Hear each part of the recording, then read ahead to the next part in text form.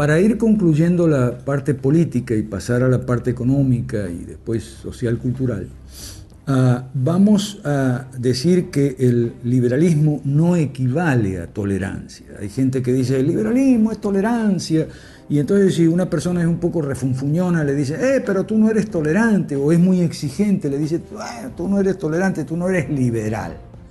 Mire, la tolerancia es algo bueno dentro de ciertos límites. No podemos tolerar el asesinato, o la violación, o el robo. Pero es una disposición de ánimo, más bien una disposición de temperamento conciliador. Y mucha gente confunde eso con liberalismo, pero eso no es liberalismo. Liberalismo es una doctrina muy recia, muy bien perfilada, muy bien definida, y cuyos contenidos han sido establecidos por una larga tradición de pensamiento y experiencia, y sobre todo la conjunción del pensamiento con la experiencia. De manera que no puede venir cualquiera a decir, bueno, el liberalismo para mí es tal cosa, para ti puede ser otra cosa. No. Es una doctrina objetiva, como también lo es el socialismo, pero eso vamos a estudiarlo después. Es una doctrina y yo no puedo decir que el socialismo es tal cosa o tal otra. O sea, hay definiciones y así nos entendemos los seres humanos. Para eso tenemos el lenguaje, que es un reflejo de la razón. Si el lenguaje no refleja la razón, no nos entendemos. Otra gente dice, el liberalismo es igualdad ante la ley. Bueno, mire, sí, no es solo igualdad ante la ley, pero sí incluye el concepto de igualdad ante la ley, pero puntualizando claramente que la igualdad es solo igualdad ante la ley. No es igualdad de resultados, que todos ganemos lo mismo. Tampoco es igualdad de oportunidades, como mucha gente dice, igualdad de oportunidades. No, porque el que nació en La Molina no tiene las mismas oportunidades que nació en un rancho a orillas del Rímac, con el que nació, no las tiene, por lo menos de nacimiento, del arranque, y no las va a tener, y no es bueno que el Estado pretenda hacer nivelaciones de este tipo. Lo que sí pueden tener y deben tener es lo que el liberalismo propone: igualdad de derechos, no de oportunidades. Para que en igualdad de derechos, es decir, igualdad ante la ley, ¿okay?, de acuerdo a sus distintas capacidades y a su patrimonio inicial de ventaja, que no van a ser las mismas, se puedan desempeñar, y que la sociedad permita no que tengamos igualdad de oportunidades, pero sí que todos, porque eso es imposible, pero sí que todos tengamos mayores y mejores oportunidades, que es lo que no tenemos ahora. Ahora no tenemos igualdad ante la ley. Es más, puntualizando también otra cosa, ley es una norma general de justicia, norma general y abstracta de justicia objetiva, norma general, no es un reglamento, no es una ley para los bancos, ley para las compañías de seguro, ley para los fabricantes de soda, ley para el otro. No, eso no es legislación, eso es reglamentación, ¿ok? Entonces, ahorita no tenemos ley, tenemos puro reglamento. Y no tenemos igualdad ante la ley, tenemos lo contrario, porque si tenemos una ley distinta para cada quien, lo que tenemos es desigualdad ante la ley. Entonces, y todo que persiguiendo esa utópica igualdad de oportunidades, o la más utópica todavía y criminal igualdad de resultados. Entonces hay que ver qué tipo de igualdad defiende el liberalismo y tenerlo muy claro. Yo dije también que en América Latina habíamos estado y estamos muy lejos, pero cuidado, tenemos algunos países que se han estado acercando, como por ejemplo, Costa Rica no tiene ejército permanente y Panamá no tiene banco central. Y yo conozco esos países. En Costa Rica no viven mal sin ejército permanente y en Panamá no viven mal sin banco central. Nunca han tenido banco central. Entonces, y esos son elementos típicamente estatistas, de manera que hay que matizar las expresiones cuando se habla. No es un ideal tan lejano como a algunos pudiera parecer, y yo no quiero transmitir esa impresión porque esa impresión es desalentadora, ¿okay?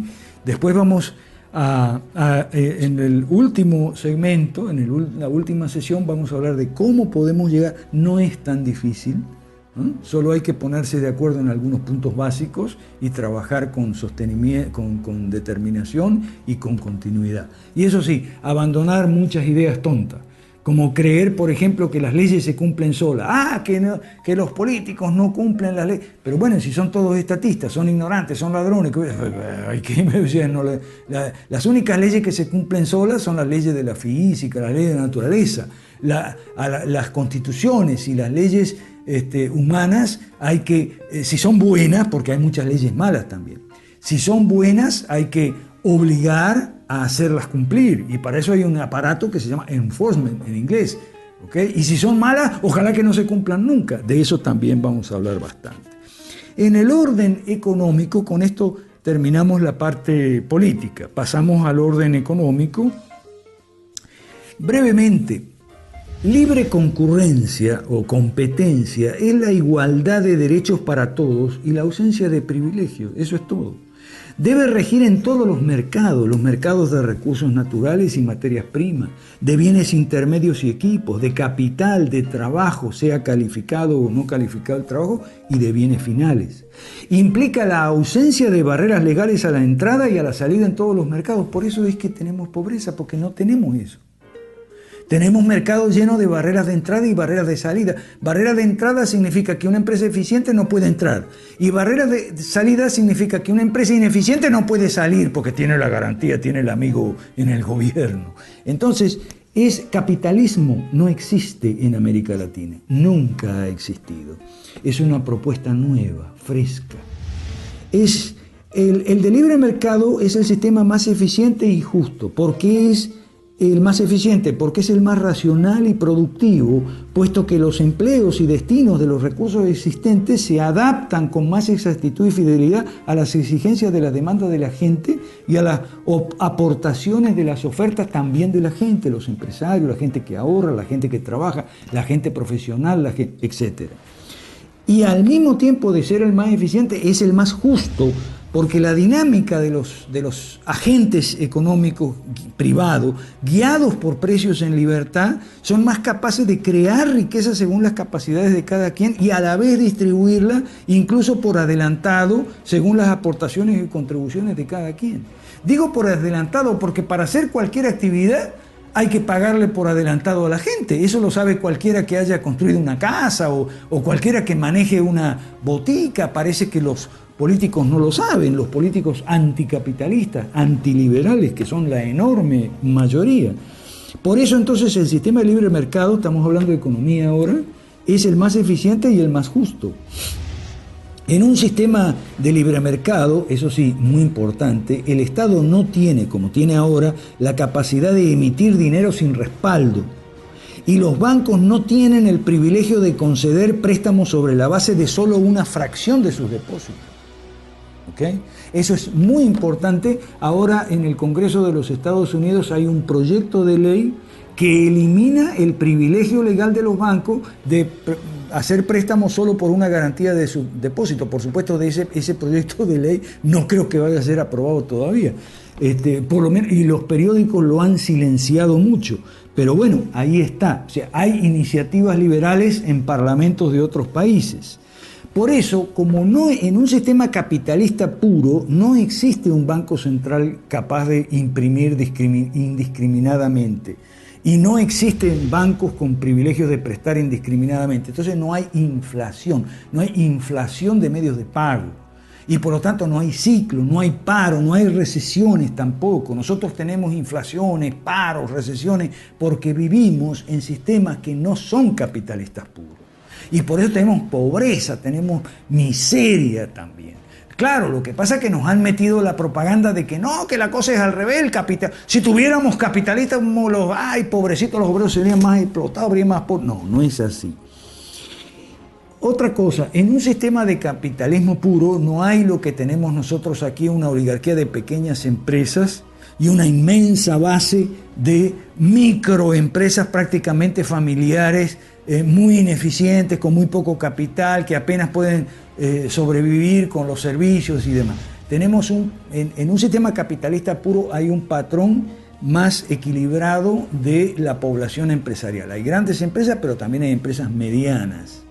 y hay empresas pequeñas. Y no hay el Estado que alienta a las pymes, como si toda empresa tuviera obligación de ser pequeña para que el Estado le perdone la vida. Eso no es así en un sistema de capitalismo liberal puro.